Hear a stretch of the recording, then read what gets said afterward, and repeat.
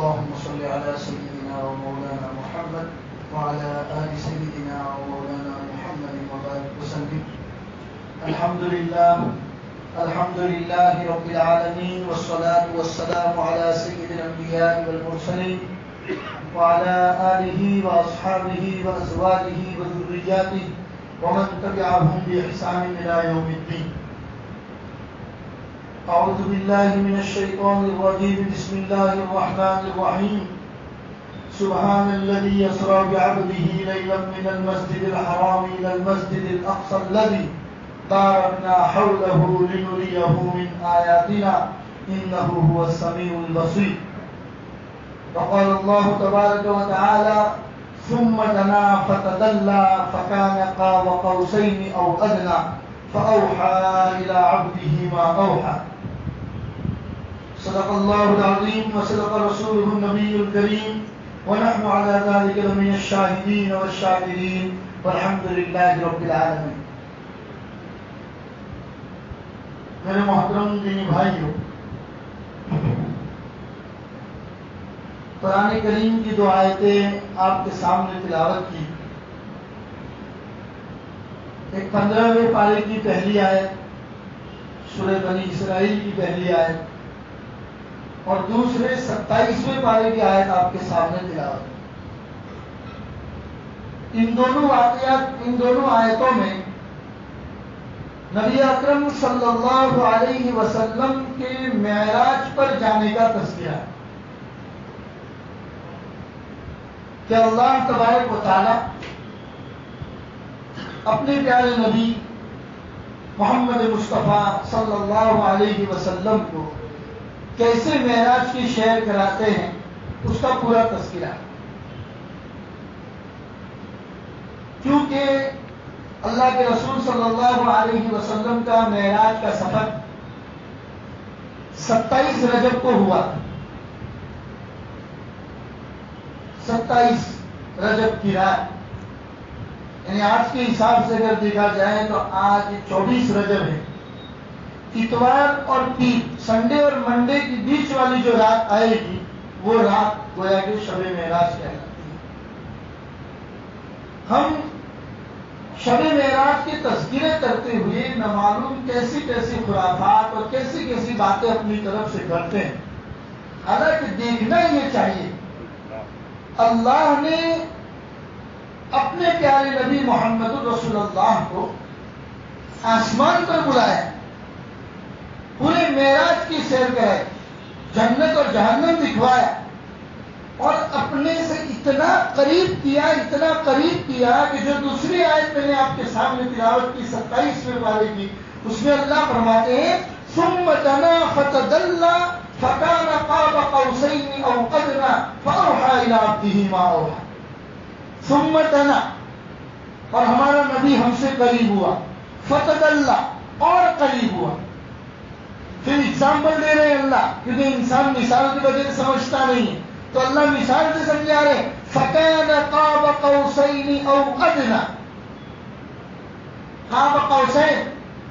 قاب قوسین کو سمجھنے کا آسان طریقہ یہ سمجھیے کہ تیر کا انگوٹھا کے اندر جو کانٹھا ہوتا ہے اس کے دو سرے، اس کے دونوں کنارے، اپنے کانٹھے کے دونوں کنارے ایک دوسرے کے کتنے قریب ہوتے ہیں. اللہ فرماتے ہیں فَكَانَ قَابَ قَوْسَيْنِ، یعنی اتنے قریب ہو گئے ہمارے نبی ہم سے. اور آگے اور سمجھانے کے لیے اللہ فرماتے ہیں او ادنا، اس سے بھی زیادہ قریب. مثال دے کر سمجھایا میرے محمد کو میں نے آسمانوں کی سیر پہ بلایا، اپنی ذات سے قریب کیا اور قریب کیا اور قریب کیا. کتنا قریب کیا تو جیسے قاب قوسین، تیر کے کانٹھے جتنے قریب میں ہوتے اتنا قریب کیا. او ادنا، اس سے بھی زیادہ قریب کر دیا.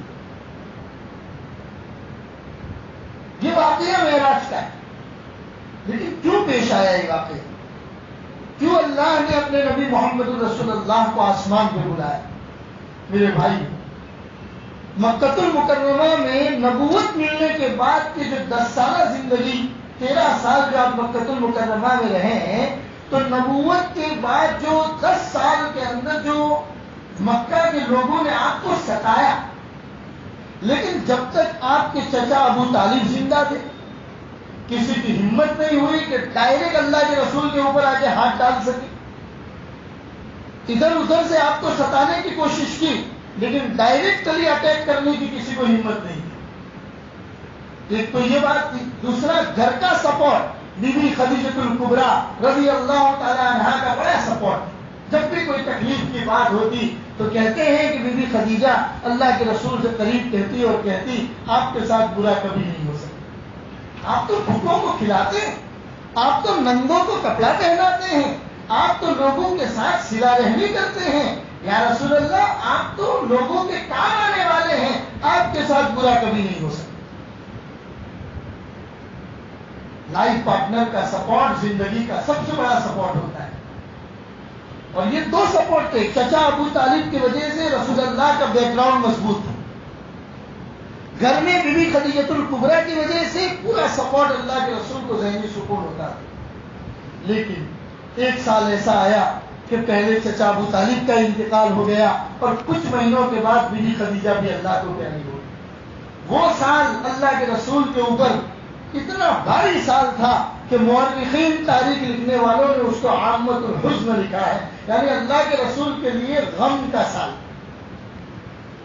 اس کے بعد مکہ والوں نے ستانا اور شروع کر. حضور طائف تشریف, میں مختصر کر کے بات کہہ رہا ہوں, حضور طائف تشریف لے گئے, طائف والوں نے بھی آپ کو ستایا. تو اس کی وجہ سے حضور اندر اندر یہ کوڑ رہے تھے. کس بات کو لے کر؟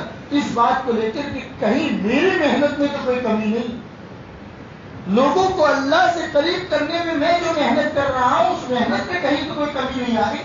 اس بات کو لے کر اللہ کے رسول اندر اندر بہت کوڑتے تھے. اللہ کو اپنے پیارے نبی کا یہ دکھ دیکھا نہیں گیا.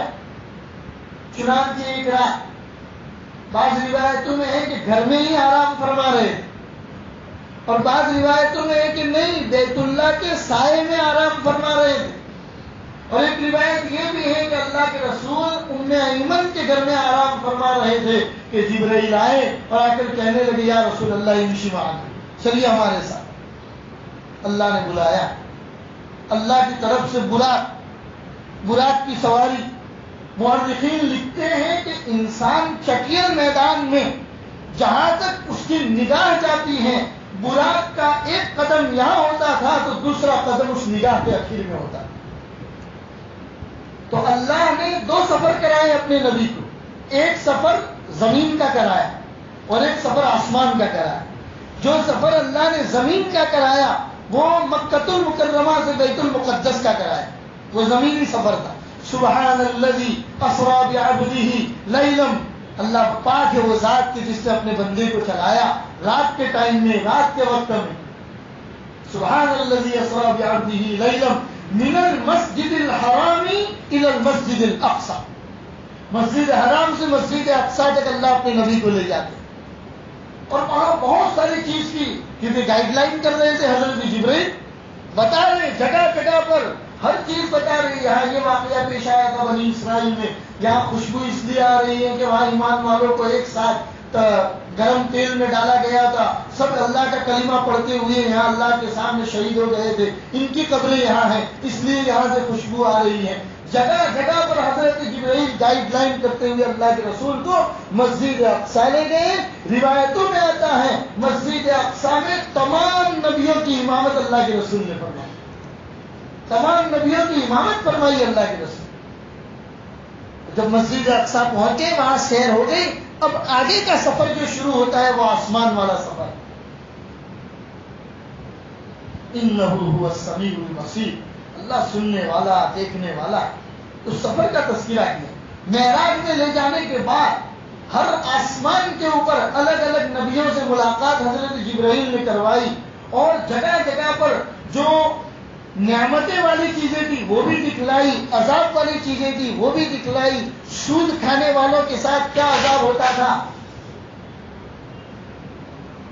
پنکھا بند کر دو.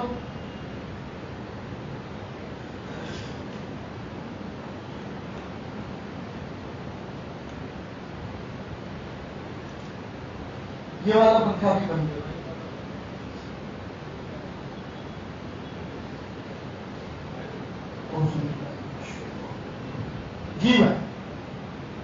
اللہ تبارک و تعالیٰ نے جبرائیل کے واسطے سے محمد رسول اللہ صلی اللہ علیہ وسلم کو ہر چیز کا نظارہ کروایا. سود کھانے والوں کے بارے میں بتایا کہ اللہ نے ان کے ناخن لمبے لمبے کر دیے ہیں، لوہے کے بنا دیے ہیں، اور وہ اپنے ہی ناخن سے اپنے جسم کو نوچتے ہیں. حضرت جبرائیل سے پوچھا رسول اللہ نے یہ کون لوگ ہیں؟ کہ یا رسول اللہ یہ آپ ہی کی امت کے وہ لوگ ہیں کہ جو سود کھا کر اپنی زندگی گزارتے. جگہ جگہ پر بتایا کون کون سے عذاب، وہ کبھی اور تذکرے پر انشاءاللہ ہم بیان کریں گے. اللہ سود سے ہم سب کی حفاظت فرمائے. بہرحال میرے بھائیو، جنت کی سیر کرائی، جہنم کی سیر کرائی، اور آخر ایک جگہ ایسی آ گئی کہ وہاں پر پہنچ کر حضرت جبرائیل کہنے لگے یا رسول اللہ اب یہ سدرۃ المنتہا ہے، یہاں بارڈر ہے، یہاں جبرائیل تو کیا کوئی بھی آدمی یہاں سے ایک قدم بھی آگے نہیں جا سکتا. یہ جگہ، یہ بارڈر اللہ نے بنائی ہے صرف اور صرف محمد رسول اللہ کے لیے. یہاں سے صرف محمد رسول اللہ اپنے اللہ کی ملاقات کے لیے آگے جائیں گے.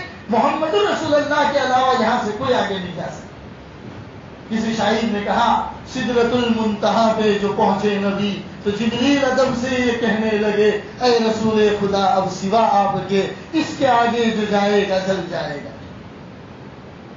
وہاں جب آگے چلے اللہ کے رسول فرماتے جبرائیل زمین سے ہمیں لے کر آئے، یہاں آ کے ہمارا ساتھ چھوڑ دیتے ہو. اللہ کے رسول کے سامنے جبرائیل کہہ رہے یا رسول اللہ آپ کے ساتھ چلنے، آپ کے ساتھ چلنا تو میری سعادت ہے، میں کیوں نہ چلتا آپ کے ساتھ، لیکن یہ جگہ اتنی مقدس ہے کہ اس کے بعد محمد رسول اللہ کے علاوہ کسی کی گنجائش نہیں. وہاں جب پہنچے اسی کو اللہ نے قرآن کے 27ویں پارے میں بیان فرمایا ثم دنا، محمد ہم سے قریب ہوئے، فتدلّا اور زیادہ قریب ہوئے، فکان قاب قوسین، ارے تیر کے کانٹے جتنے قریب ہوتے ہیں اتنے محمد ہم سے قریب ہو گئے. ارے اتنا ہی نہیں او ادنا، اس سے بھی زیادہ محمد ہم سے قریب ہو گئے. جب قریب ہو گئے تو ہم نے کیا کیا فاوحى الى عبده ما اوحى، ہم نے اپنے غلام، اپنے بندے، اپنے محمد کو وہ وحی کی جو ہمیں وحی دینی تھی. اور وہ وحی کیا تھی میرے بھائی؟ وہ 50 نمازیں اللہ تبارک و تعالیٰ نے محمد رسول اللہ کو امت محمدیہ کے تحفے کے طور پر عنایت کر. اللہ نے فرمایا محمد جاؤ گے جب اپنی امت کے پاس اور امت کو کہو گے کہ میرے اللہ نے مجھے معراج کی سیر پہ بلایا تھا، میں تو اللہ کی ملاقات کر کے آ رہا ہوں. اگر امت نے سوال کر دیا اپنے اللہ کے پاس سے ہمارے لیے کیا گفٹ لے کر آئے تو آپ کیا جواب دیں گے؟ جائیے ہم آپ کو 50 نمازیں عطا کرتے ہیں اپنی امت کے لیے، لے کر جائیں. جب واپس آنے لگے سیدنا حضرت موسیٰ کی بیچ میں ملاقات ہو گئی. حضرت موسیٰ فرماتے ہیں یا رسول اللہ نے کیا انعام دیا؟ کہا 50 نمازیں. کہ میں بنی اسرائیل میں سالوں رہ کر آیا ہوں، میں امت کو جانتا ہوں. ارے وہ 2 نمازیں نہیں پڑھ پاتے، وہ 50 نمازیں کیسے پڑھیں گے؟ جائیے اللہ سے سفارش کیجئے اور کچھ نمازیں کم کرا دیجیے. چنانچہ گئے، اللہ نے 5 نمازیں کم کر دی. ایسا بار بار حضرت موسیٰ بھیجتے رہے، اللہ 5 نمازیں کم کرتے رہے. جب 5 ہی نمازیں باقی رہ گئی تب بھی حضرت موسیٰ نے فرمایا یا رسول اللہ ہماری مان لیجئے، ابھی بھی اللہ کے پاس جا کے کچھ نمازیں کم کروا دیجئے. ہم جانتے ہیں اس دنیا کے انسانوں کو کہ وہ نمازیں وقت پر ادا نہیں کرتے. اللہ کے رسول نے فرمایا موسیٰ ہر مرتبہ گیا اللہ نے 5 کم کر دی، کہیں اب کی بار ایسا نہ ہو جائے میں جاؤں اور اللہ یہ 5 بھی کم کر دے تو امت کے سامنے کیا ہاتھ لے کر جاؤں؟ نہیں، اپنے اللہ کے پاس نہیں جا سکتا. یہی نماز 5 میں اللہ کی طرف سے اپنی امت کے لیے لے کر جا رہا ہوں. آواز آتی ہے یا محمد سنیے، اپنی امت کو ہمارا یہ پیغام پہنچائیے کہ اگر انہوں نے یہ 5 نمازیں وقت پر پابندی کے ساتھ جماعت کے ساتھ اگر ادا کر دی ثواب تو ہم 50 نمازوں کا عطا کریں گے. بھلے وہ پڑھیں گے 5، ثواب ہم ان کو 50 نمازوں کا عطا کریں گے. یہ ہے اللہ کی قدرت. میرے بھائی یہ معراج کا واقعہ میں نے آپ کو سنا ہے. معراج کا واقعہ کیوں پیش آیا وہ بھی میں نے آپ کو بتایا کہ جب زمین والوں نے محمد رسول اللہ پر 10 سالہ محنت کو اتنا زیادہ دشوار بنا دیا، ظلم و ستم کے ایسے پہاڑ توڑے کہ محمد رسول اللہ اندر سے گھٹنے لگے، تب اللہ نے اپنے نبی کے مائنڈ فریش کرنے کے لیے معراج کو بلایا. تو پہلے اللہ تبارک و تعالیٰ نے 10 سال تک اپنے پیارے نبی کون؟ محمد رسول اللہ. اگر وہ نہ ہوتے تو اللہ دنیا ہی نہ بنا. اس نبی سے 10 سال اللہ تبارک و تعالیٰ نے صبر کروایا پھر. 10 سال، 1-2 دن کی بات نہیں ہے میرے بھائیوں. 10 سال صبر کروایا. 10 سال کتنے؟ جس میں 2 بیٹیاں طلاق ہو کر گھر پہ آ گئی. راستے میں کانٹے بچھائے. نماز پڑھنے کے لیے گئے تو سجدے کے اندر جب پہنچے تو اونٹ کی اجڑی آپ کے اوپر لا کر رکھ دی. راستے سے نماز پڑھانے کے لیے تیار ہو کر گھر سے نکلتے تھے تو کوڑا کرکٹ آپ کے اوپر ڈال دیا جاتا. آپ کو ساحر، جادوگر، نہ معلوم کیسے کیسے القاب سے پکارا جاتا. یعنی کہ آپ کو جسمانی تکلیف بھی پہنچائی اور مائنڈلی ٹارچر بھی آپ کو کیا، ذہنی تکلیف بھی پہنچائی اور جسمانی تکلیف بھی پہنچائی. اور یہ 1-2 سال نہیں میرے بھائیوں، 10 سال تک. اور بات صبر صبر صبر. فصبروا فصبروا فصبروا. قرآن کریم میں آپ قرآن کو اٹھا کر دیکھیے میرے بھائیوں. وہ 10 سال مکہ المکرمہ کی زندگی، جب بھی حالات آئے ہیں قرآن کی آیت رسول اللہ پر اتری ہے، یہی پیغام ہے. فصبروا یا محمد فصبروا. صبر کرو صبر کرو. 10 سال تک صبر کروایا. اس کے بعد انعام کے طور پر اللہ نے معراج پہ بلایا. یہ صرف قصہ نہیں ہے، محمد رسول اللہ کی پوری زندگی ہم سب کے لیے آئیڈیل اور نمونہ ہے. ہمیں اس میں سے کچھ نہ کچھ چیزیں آبزرو کر کے اس کو سیکھنا ہے. اور سیکھنے کی بات یہ ہے کہ اگر آج بھی حالات ہمارے اوپر بھی آتے ہیں تو ہمیں بھی صبر سے کام لینا چاہیے. اس لیے قوموں کو قوم کے بننے اور بگڑنے میں، قوموں کے اللہ سے قریب ہونے میں اور اللہ سے دور ہونے میں پوری اسلامی تاریخ اٹھا کر آپ دیکھ لیجئے، 2 چیزوں کا بڑا عظیم کردار رہا. جو بھی قومیں اپنے اللہ سے قریب ہوئی ہیں یا جو بھی قومیں اپنے اللہ سے دور ہوئی، پوری دنیا کی تاریخ کو اٹھا کر آپ دیکھ لیجئے، 2 چیزوں کا اس میں عظیم کردار رہا ہے. ایک چیز ہے صبر. جب بھی قوم نے آنے والے حالات اور مصیبتوں پر صبر سے کام لیا. اور دوسری چیز ہے رجوع الی اللہ، اللہ کی طرف متوجہ ہونا. اور اللہ کی طرف متوجہ ہونے کے جتنے راستے ہیں ان راستوں میں سب سے شارٹ کٹ جو اللہ سے قریب کرنے والا ہے وہ نماز. آپ نماز میں آ جائیے، سجدے میں سر جھکا لیجئے اور یہ تصور کیجئے، یہ فیلنگ اپنے اندر لائیے کہ میں تو اللہ کے قدموں میں سجدہ کر رہا ہوں، اللہ کے پیروں میں سجدہ کر رہا ہوں. یہ احساس اپنے اندر لا کر سجدے کے اندر جائیے. خدا پاک کی قسم آپ اپنی ذات کے اندر یہ فرق محسوس کریں گے. آپ کو یہ محسوس ہوگا کہ میرے اللہ نے مجھے اپنی ذات سے قریب کر دیا.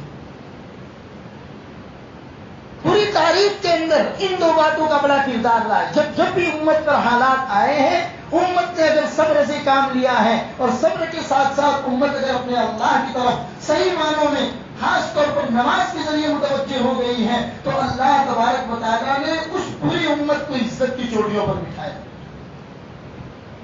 آج ہمارا حال کیا ہے میرے بھائی؟ ہمارا حال کیا ہے؟ ہمارا حال یہی ہے، ہم صرف چوراہوں پر کھڑے ہو کر یا 2-4 دوست احباب جمع ہو گئے صرف باتیں کرنا جانتے. حالات جب آتے ہیں تو ان حالات کے اوپر ڈسکشن کرتے ہیں. ہر ایک آدمی اپنی رائے رکھتا ہے، 4-5 آدمیوں کے بیچ میں اپنی نالج جھاڑتا ہے، اپنی نالج دکھاتا ہے، یہ ہو رہا ہے، کھلا دنیا میں ہو رہا ہے، یہ ہو رہا ہے. لیکن آنے والے حالات سے سبق لے کر یو ٹرن جہاں پر لینے کا ہے وہاں کوئی یو ٹرن نہیں لے رہا ہے. یو ٹرن لے کے اپنے اللہ کی طرف متوجہ ہونے کی بات اور کام کوئی نہیں کر رہا. ہم باتیں کرنا چاہتے ہیں، باتیں ہم سے بنا لو، 1 گھنٹہ 2 گھنٹہ کیا پوری رات ہم باتوں میں نکالنے کے لیے تیار ہیں. لیکن 5 منٹ اپنے رب ذوالجلال کے سامنے سجدے میں جا کر یہ کہنے کے لیے تیار نہیں ہے اللہ یہ امت تو کس کی نظر لگ گئی، یہ حالات کا شکار ہو. آپ نے دیکھا ہوگا کچھ سال پہلے، 2 سال پہلے بلکہ، سیریا کی وہ بچی، معصوم سی بچی،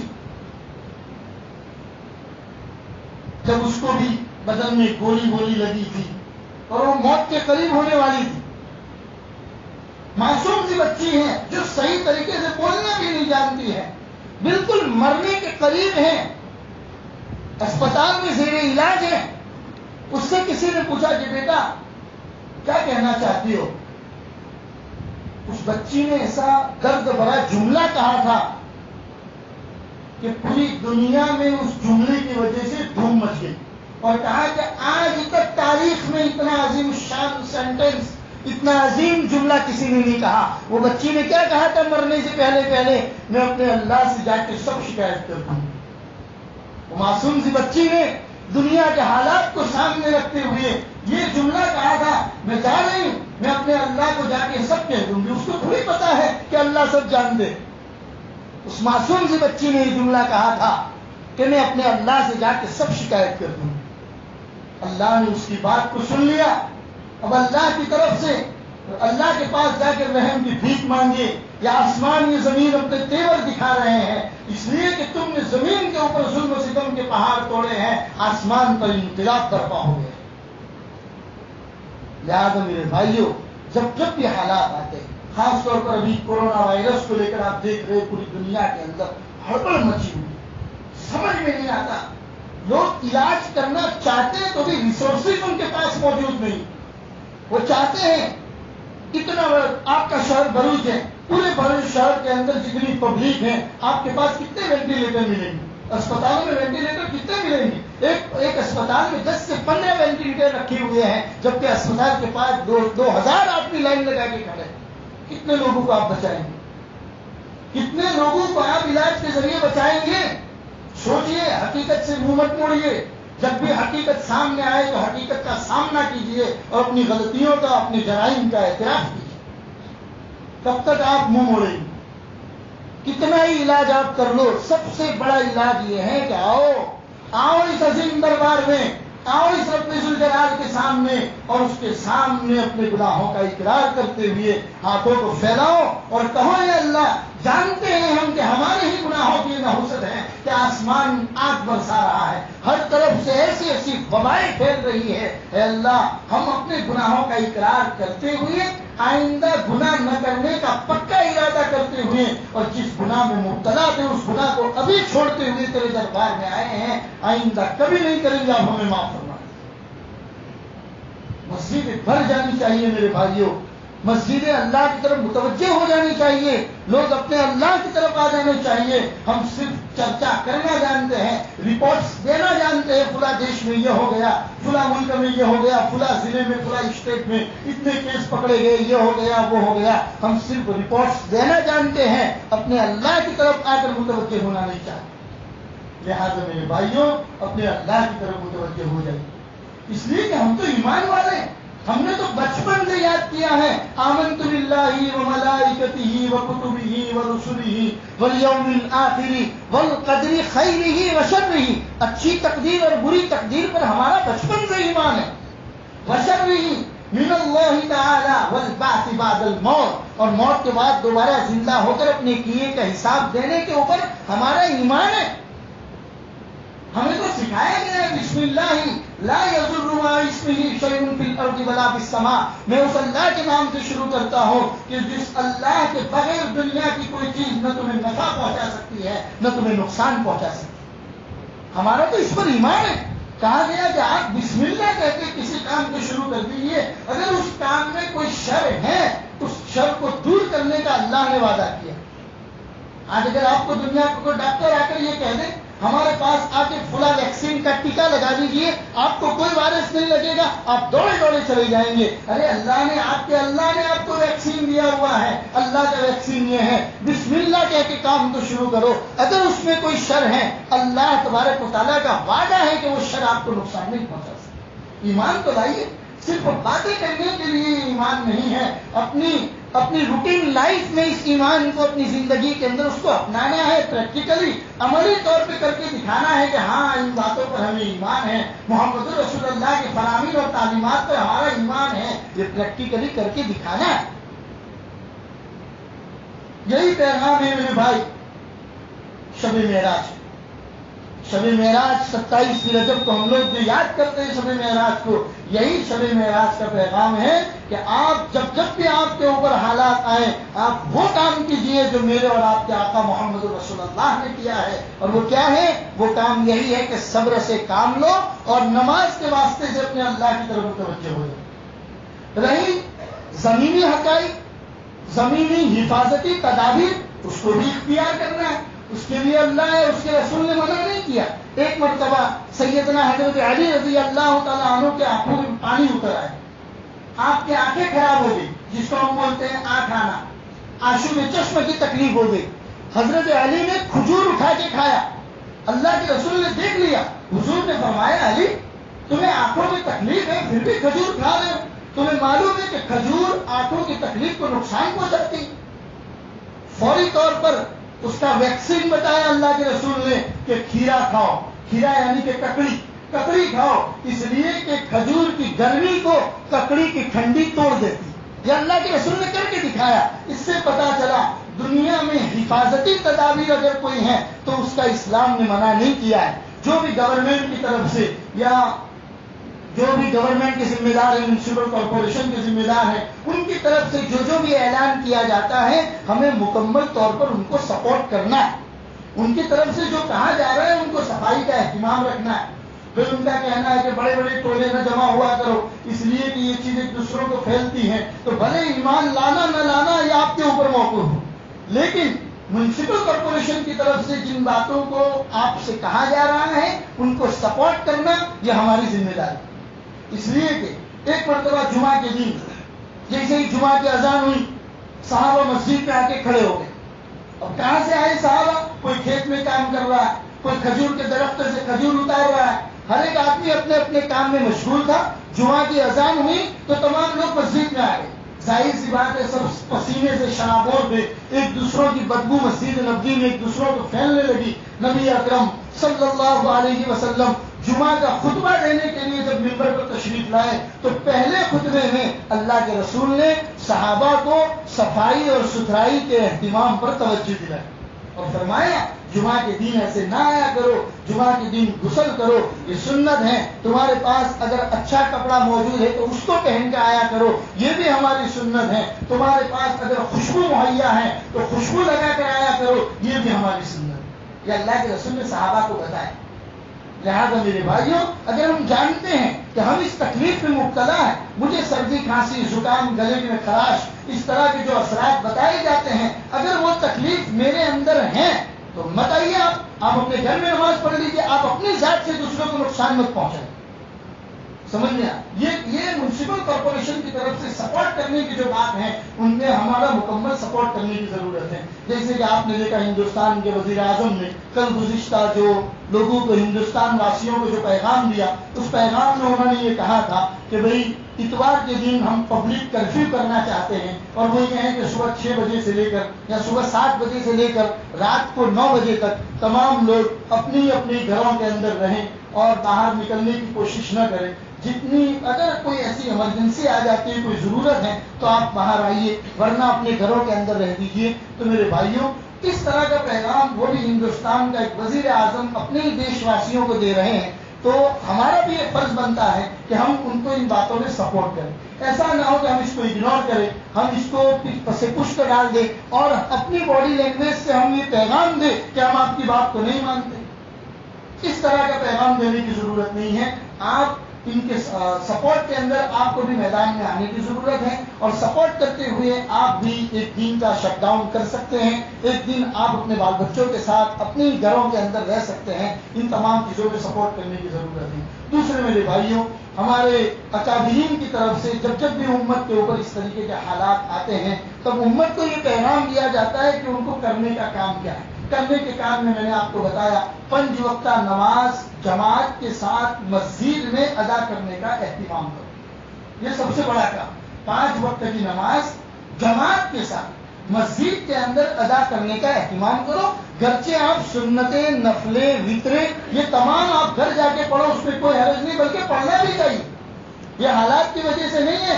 حضور کی حدیث ہے لا تجعلوا بیوتکم قبورا، اپنے گھروں کو قبرستان مت بناؤ.